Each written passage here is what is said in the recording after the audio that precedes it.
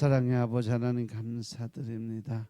오늘도 아버지 새벽 첫 시간 주님께 올려드리오니 주님 기뻐 받아주시고 오늘도 아버지 은혜 가운데 축복 가운데 임할 수 있도록 축복하옵소서.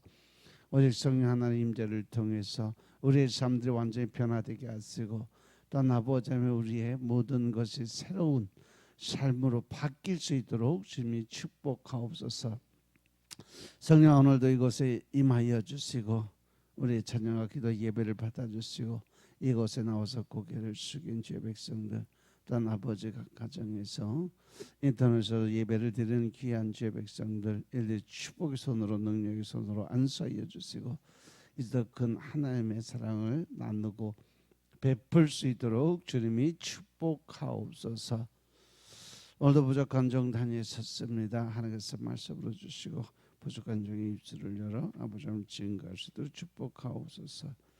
특별히 아버지 귀한 예물 주님께 올린 귀한 손길들 축복하시고 아버지들의 모든 기도의 제목들이 온전히 다 이루어질 수 있도록 축복하옵소서. 모든 말씀으로 주 예수 그리스도의 이름으로 감사드리며 기도드렸사옵나이다. 아멘. 자, 어제 이어서 갑니다. 이사야서 46장 10절부터 13절의 말씀. 이사야서 46장 10절부터 13절의 말씀입니다. 내가 종말을 처음부터 구하며 아직 이루지 아니한 일을 옛적부터 보이고 이르기를 나의 모략이 설 것이니 내가 나의 모든 기뻐하는 것을 이루리라 하였도다. 내가 동방에서 독수리를 부르며 먼 나라에서 나의 모략을 이룰 사람을 부를 것이라. 내가 말하였은즉 정령 이룰 것이며 경영하였은즉 정령 행하리라. 마음이 완악하여 의에서 멀리 떠난 너희여 나를 들으라. 내가 나의 의를 가깝게 할 것인즉 상거가 멀지 아니하니 나의 구원이 지체치 아니할 것이라. 내가 나의 영광인 이스라엘을 위하여 구원을 시온에 베풀리라. 아멘. 할렐루야. 성경상의 어떤 기원으로 볼 때 한국인과 유대인은 뗄래야 뗄 수 없는 유대가 관계가 성립이 되어 있어요. 왜냐하면 그들의 한 조상 에벨 즉 셈의 셋째 아들 아르박사의 손자부터 시작해서 분리된 형제 족속이기 때문에 그래요. 뭐 창세기 10장 21절부터 25절도 30절 11장 10절부터 32절까지 쭉 족보에 관한 설명이 쭉 나와 있는데 에벨의 큰아들 벨렉의 후손이 바로 지금의 유대 민족이죠. 그렇죠? 그리고 아리랑 그 하나님과 함께 이 산맥의 고개를 넘어서 동방으로 전동한 작은 아들 욕단의 후손이 바로 우리 한민족이다. 그런데 말세 예루살렘에 복음을 전할 자들 동방으로부터 오리라는 예언은 뭐 46장뿐 아니라 41장에서 이미 선포가 돼 있었어요. 이사야서 41장 25절부터 27절 말씀 보겠습니다. 이사야서 41장 25절부터 27절의 말씀입니다. 내가 한 사람을 일으켜 북방에서 오게 하며 내 이름을 부르는 자를 해 돋는 곳에서 오게 하였나니 그가 이르러 방백들을 회산물같이 토기장이의 진흙을 밟음같이 밟을 것이니 누가 처음부터 이 일을 우리에게 고하여 알게 하였느뇨. 누가 이전부터 우리에게 고하여 이가 옳다고 말하게 하였느뇨. 능히 고하는 자도 없고 보이는 자도 없고 너희 말을 듣는 자도 없도다. 내가 비로소 시온에 이르기를 너희는 보라 그들을 보라 하였노라. 내가 기쁜 소식 전할 자를 예루살렘에 주리라. 아멘. 할렐루야. 먼저 이 27절의 말씀을 보면 여기서 하나님은 기쁜 소식을 전할 자를 예루살렘에 주겠다라고 말씀하신 거예요. 기쁜 소식은 앞서 설명한 이사야서 52장 7절에 좋은 소식을 가져오며라는 말씀 가운데는 좋은 소식. 그와 같은 히브리 원어 바사르를 사용하고 있다라고 설명을 해줬어요. 그 바사르는 현대 히브리어로도 복음이라는 의미를 가지고 있다라고 설명했어요. 그래서 이사야서 52장 7절은 사도 바울이 로마서 10장 10절부터 15절에서 이스라엘 백성들이 구원을 받으려면 그들에게도 복음을 전할 전도자가 가야 한다는 것을 교훈할 때 인용한 말씀이에요. 그래서 예루살렘에 복음을 전하고 이스라엘의 구원을 공포하며 내 하나님이 통치하신다라는 복음을 전하는 사람이 바로 동방의 먼 나라에서 오게 될 사람이다라는 것을 이야기했어요. 그래서 로마서 10장 10절부터 보면 로마서 10장 10절부터 15절의 말씀을 보면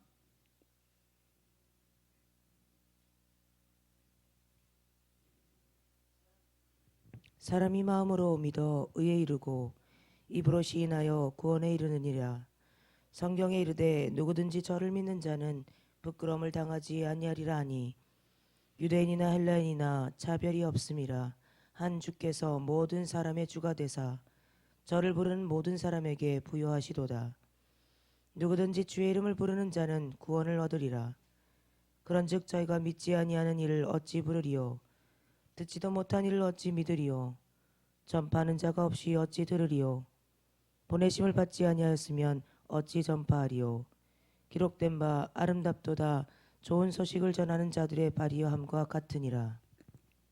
즉 예수 그리스도의 인격과 사역 속에 이미 도래한 하나님 나라를 전하기 위해서 산을 넘는 그 아름다운 발길은 바로 동방의 먼 나라 사람들의 발길인 것이다 라고 설명을 하는 거예요. 바로 오늘 본문의 말씀처럼 아직 이루지 아니한 일을 예적부터 보이고 또 나의 모래알이 설 것이니 내가 모든 기뻐하는 것을 이루겠다고 하신 말씀. 그래서 내가 동방에서 독수리를 부르며 먼 나라에서 나의 모략을 이룰 사람을 부를 것이니라. 내가 말하였으나 정령 이룰 것이고 경영하였으나 정령 행하리라. 하나님께서는 이미 이 동방의 가장 먼 나라에서 사람을 보내서 이스라엘을 변화시킬 것을 이미 하나님은 예전부터 계획했던 문제고 또 앞으로도 계속 그 일을 행할 것이라고 분명하게 그 일을 할 거라고 말씀하시고 계신 거예요.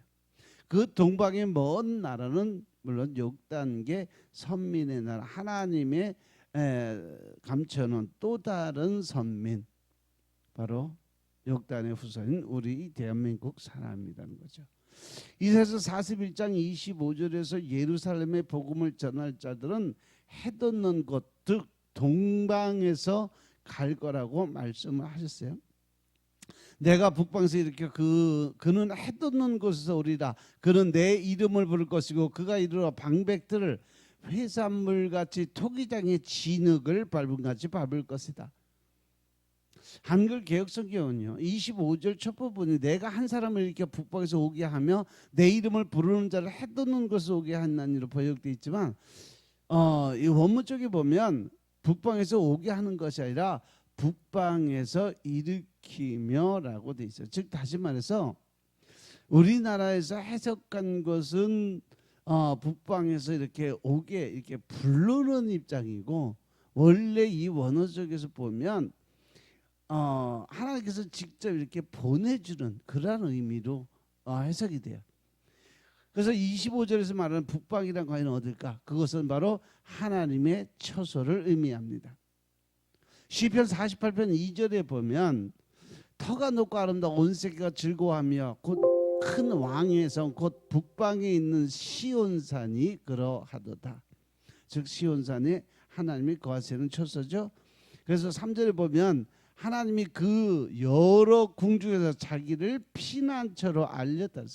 그것은 바로 예루살렘에 복음을 전할 자들이 출동하는 땅이라는 거예요.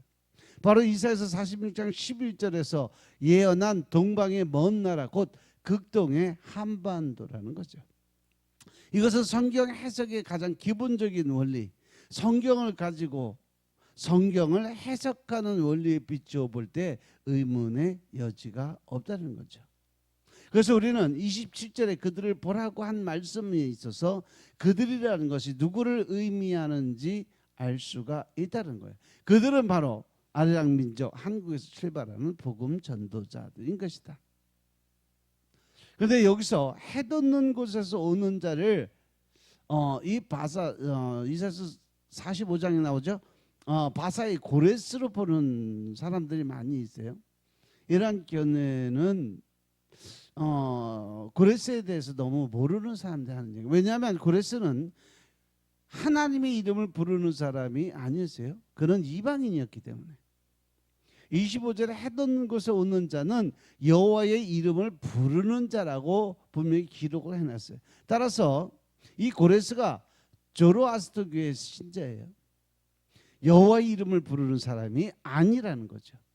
내 이름을 부르는 자는 곧 신구약 전체를 통해서 언제나 믿음을 가지고 여호와 하나님을 찾고 따르고 예배드리는 자들을 하나님의 말씀을 하시는 거죠. 창세기 44장 26절에 보면 셋도 아들을 낳고 그 이름을 에노스라 했으며 그때의 사람들의 비로소 여호와의 이름을 불렀더라. 바로 이렇게 하나님의 자녀로서 하나님의 이름을 부르는 자들, 그들이 바로 택한 백성, 택한 민족이라는 거죠.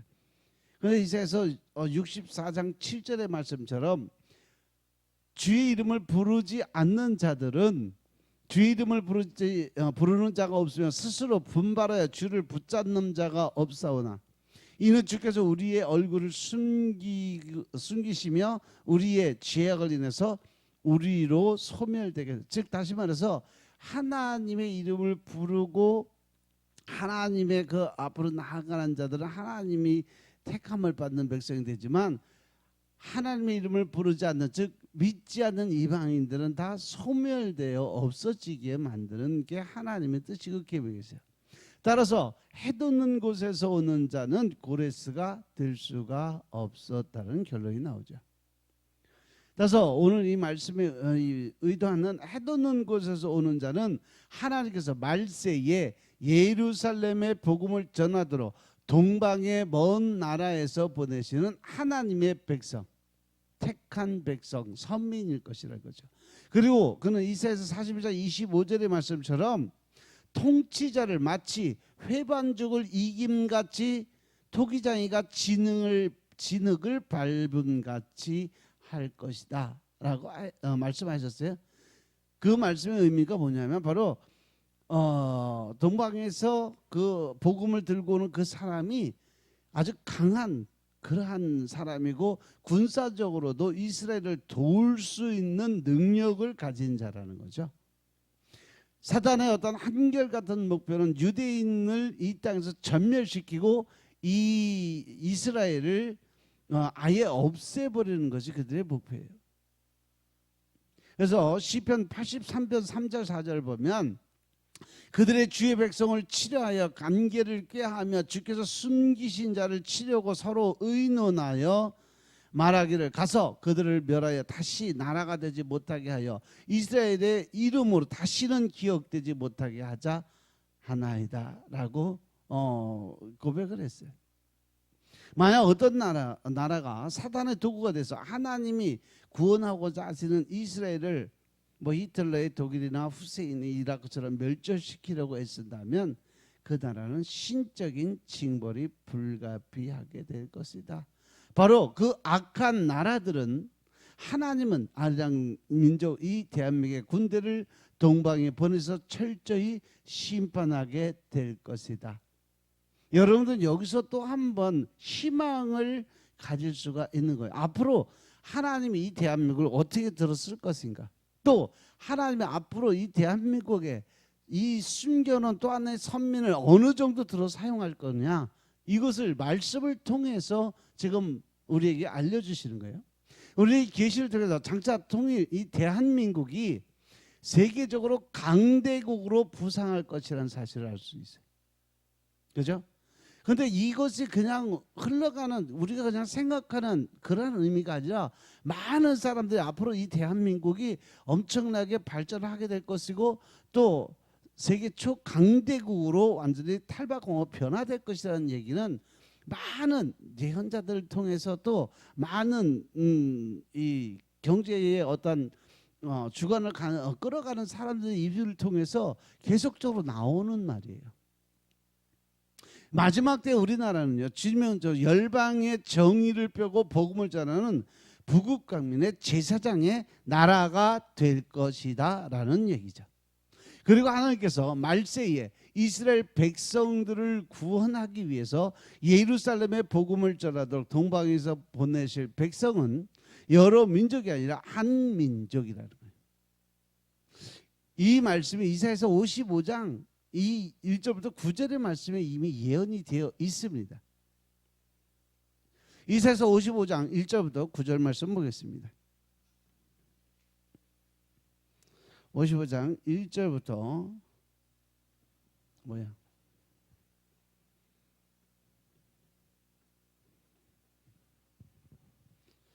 이사야서 55장 1절부터 9절의 말씀입니다. 너희 목마른 자들아 물로 나오라. 돈 없는 자도 오라. 너희는 와서 사 먹되 돈 없이 값 없이 와서 포도주와 젖을 사라. 너희가 어찌하여 양식 아닌 것을 위하여 은을 달아주며 배부르게 못할 것을 위하여 수고하느냐. 나를 청종하라. 그리하면 너희가 좋은 것을 먹을 것이며 너희 마음이 기름진 것으로 즐거움을 얻으리라. 너희는 귀를 기울이고 내게 나와 들으라. 그리하면 너희 영혼이 살리라. 내가 너희에게 영원한 언약을 세우리니 곧 다윗에게 허락한 확실한 은혜니라. 내가 그를 만민에게 증거로 세웠고 만민의 인도자와 명령자를 삼았었나니 내가 알지 못하는 나라를 부를 것이며 너를 알지 못하는 나라가 내게 달려올 것은 나 여호와 내 하나님 곧 이스라엘의 거룩한 자를 인함이니라. 내가 너를 영화롭게 하였느니라. 너희는 여호와를 만날 만한 때에 찾으라. 가까이 계실 때에 그를 부르라. 악인은 그 길을 불의한 자는 그 생각을 버리고 여호와께로 돌아오라. 그리하면 그가 긍휼히 여기시리라. 우리 하나님께로 나아오라. 그가 널리 용서하시리라.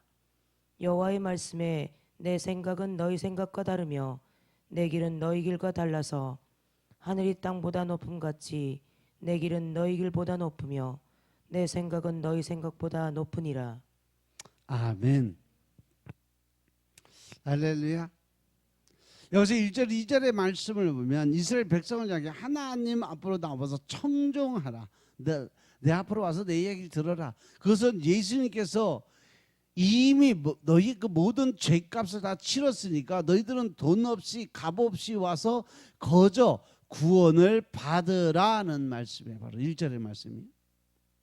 이사야서 46장 12절의 말씀을 보면 마음이 완악해서 의에서 멀리 떠난 자들아 내게 청조하라는 말씀과 같은 거예요. 그래서 이 3절에 보면 이스라엘 백성이 하나님의 말씀을 청조하여 하나님께로 돌아오면 그들의 영이 살게 될 것이다 라는 말씀입니다. 그것을 다윗에게 약속하시고 맺으신 영원한 언약의 혜택을 얻게 될 것이라고 말씀을 하시는 거죠.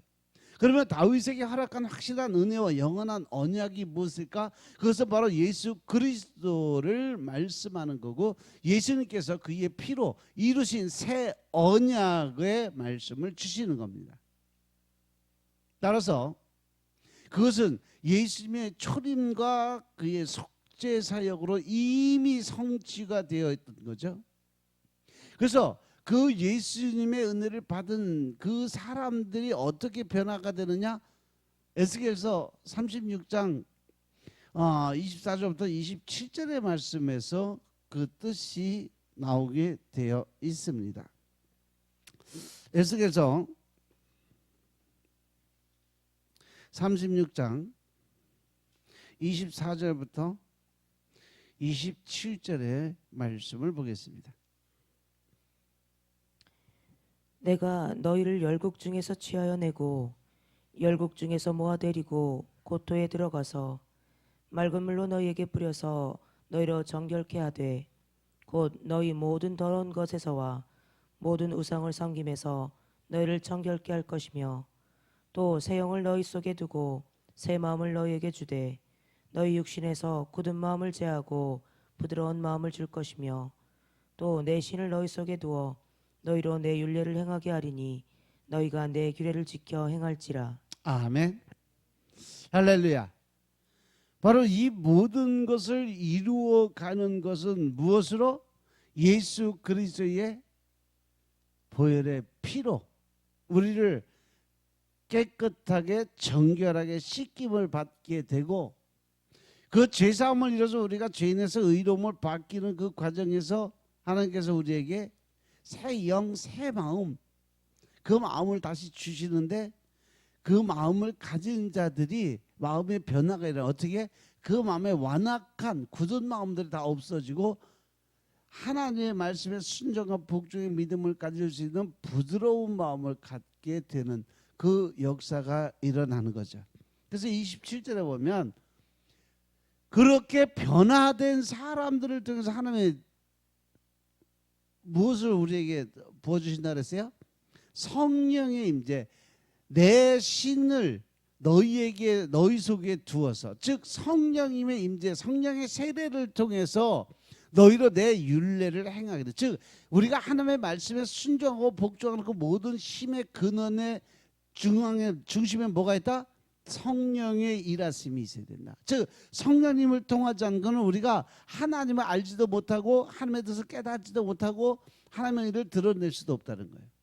그래서 내 신을 너희 속에 둬서 너희로 내 율례를 행하게 하리니 너희가 내 규례를 지켜 행하게 되는 것은 바로 내가 너희들에게 이 성령 하나님을 보내주셔서 그 성령 하나님으로 인해서 일을 하게 만들었기 때문에 그 일을 행할 수 있다라는 거죠.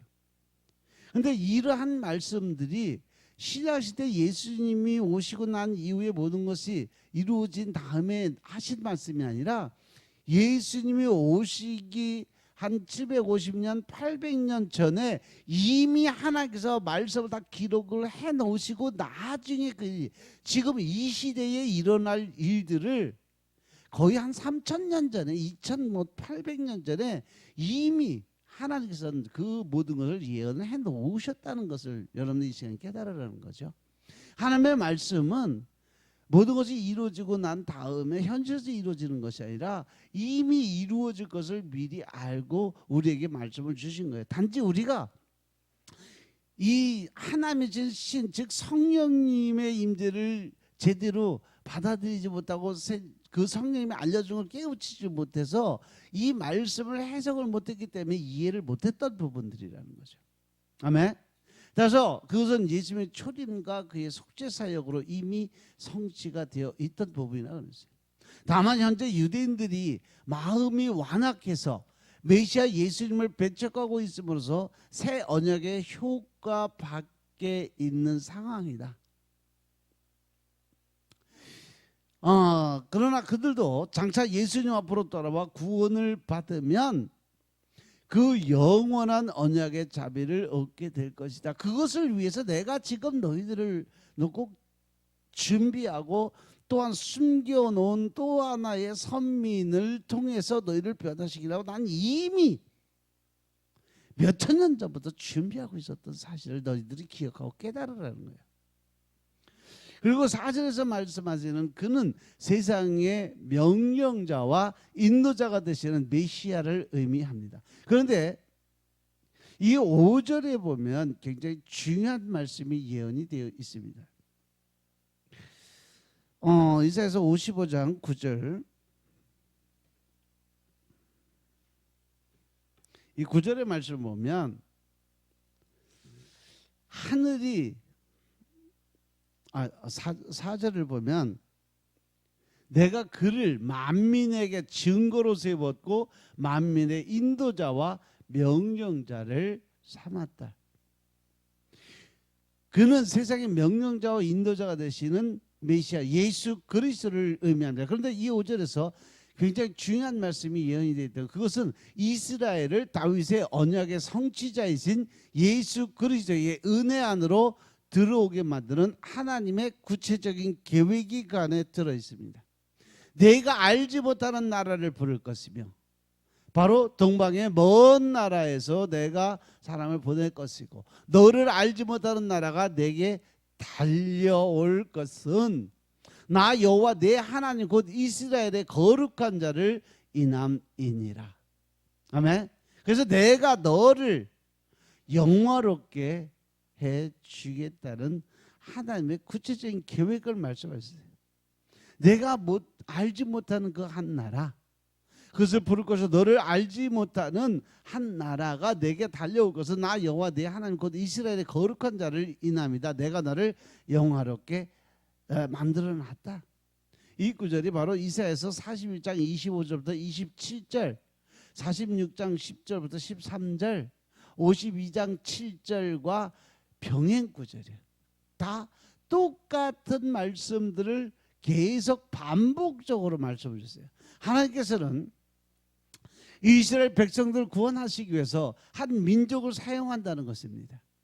즉 이스라엘은 그 이방의 나라를 부를 것이고 그 한 나라가 이스라엘의 구원을 위해 예루살렘으로 달려가서 복음을 전하게 될 것이라는 말씀을 구체적으로 지금 설명을 해주고 있어요.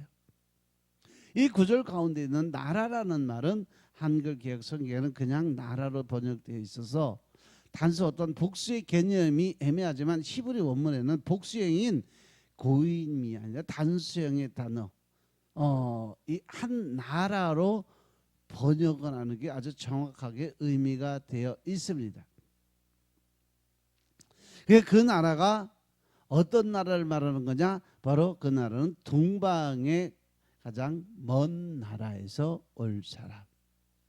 그러니까 이스라엘에서 어제도 얘기했지만 세계지를 쫙 펴놓고 이스라엘의 그 중심 부분을 놓고 동쪽으로 쭉 보면 제일 끝에 바다에 이 육지에 딱 붙어있는 마지막 바다 해변가에 있는 나라가 딱 한 나라 한국밖에 없습니다. 그래서부터 고대부터 용을 숭배하는 진화 중국 사람들은 셈의 후손이 아니라 누구의 후손이라고 그러세요? 함의 후손이라고 그랬어요. 그래서 이 중국 사람들을 부를 때 시노이족이라고 이야기를 합니다. 영어 사전에서 시노라는 단어 한번 SINO를 한번 찾아보세요. 이 시노는 함의 후손 신족에 해당이 됩니다. 시노의 어원이 신이기 때문에 신은 가나안의 아들이고 가나안은 함의 넷째 아들이에요. 그래서 진화의 기원은 함의 가게, 그 중에서도 가나안의 아들 신이 진화 족속의 고대 선조가 된다. 그러니까 진화 사람은 셈의 자손이 아니라 함의 후손이 된다는 거예요. 더욱이 함은 범죄함으로 인해서 셈, 야벳과 형제 관계가 완전히 단절이 되고 무엇으로 변했어요? 종으로 전락이 됩니다. 창세기 10장 21절이 셈을 야벳의 동생으로만 말씀하고 있는 까닭이 여기 있어요. 그러한 함의 후손 진화인들, 즉 중국 사람들이 셈의 후손 유대인을 구원하는 도구가 된다는 것은 이치에 전혀 맞지 않는다는 결론이 나오죠. 그렇다면 일본은 왜 아니냐? 하나님께서 섬들아 내 앞에서 잠잠하라. 이사야 41장 1절 말씀입니다. 그렇게 입 다물고 살아라 라고 이미 하나님께서 말씀을 하셨어요. 그래서 이사야서 55장 5절의 말씀은 한 나라가 이스라엘의 구원을 위해서 예루살렘으로 달려가 복음을 전할 것이라고 말씀하는데 그 나라는 동방의 먼 나라, 그 셈족의 역단의 후손이 살고 있는 나라, 극동의 가장 동쪽에 해 뜨는 나라 대한민국이다라는 결론이 나옵니다. 이스라엘 구원은 여러 나라가 함께 몰려가서 전도하는 이른바 글로벌 프로젝트에서 성취되는 것이 아니라 하나님의 계획에 의한 단 한 나라, 동방에서 가장 먼 나라에서 이스라엘을 향해 달려가고 그 이스라엘을 변화시킬 수 있는 것은 바로 한 나라, 그 한 나라의 사람이 가서 이스라엘을 변화시킬 것을 하나님께서 약속하셨음을 깨달으시기 바랍니다. 바로 그때가 이스라엘의 구원을 받을 때. 그래서 하나님은 6절 7절에서 뭐라고 말씀하시자 하면 너희는 여호와를 만날만 할 때에 찾으라고 말씀하세요. 가까이 계실 때에 그를 부르라고 말씀하세요. 그리고 악인은 그 길을, 불의한 자는 그 생각을 버리고 여호와께로 돌아오라. 그리하면 그가 긍휼히 여기시리라. 우리 하나님께로 나오라. 그가 널리 용서하시리라. 이 말씀을 가만히 묵상을 해보면 이스라엘 백성들에게 이 하나님이 보내는 이 메시지는 너무 간절하고 애틋한 하나님의 마음이 그 안에 들어 있습니다.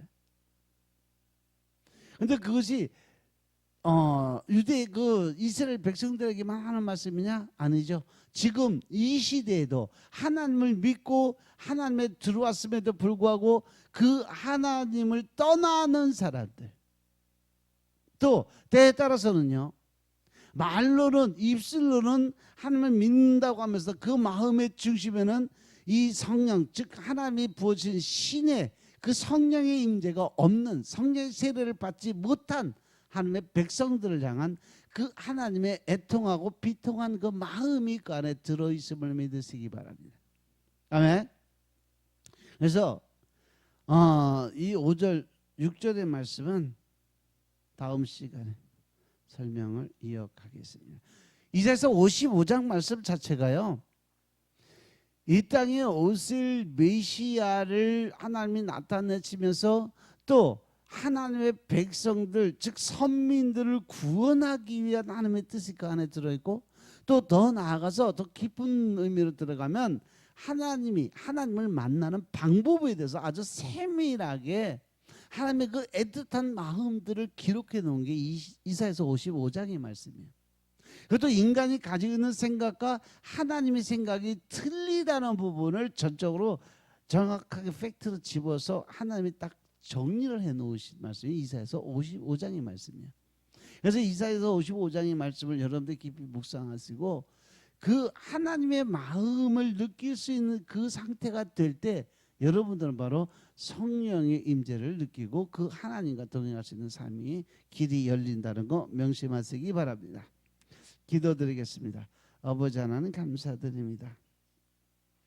오늘도 우리가 믿음 안에서 하나님의 의를 드러내고 살아가게 해주시니 감사드립니다.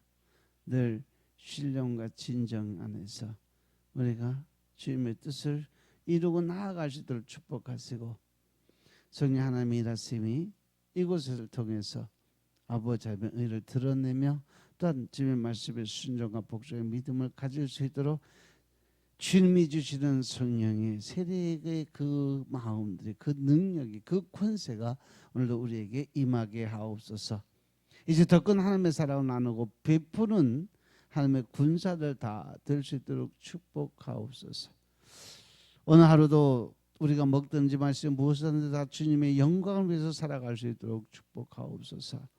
모든 말씀 우리 주 예수 그리스도 이름으로 감사드리며 기도드려 싸움나이다.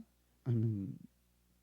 하늘에 계신 우리 아버지요, 이름이 거룩히 여김을 받으시오며 나라의 임하옵시며 뜻이 하늘에서 이루어진 것 같이 땅에서도 이루어지이다.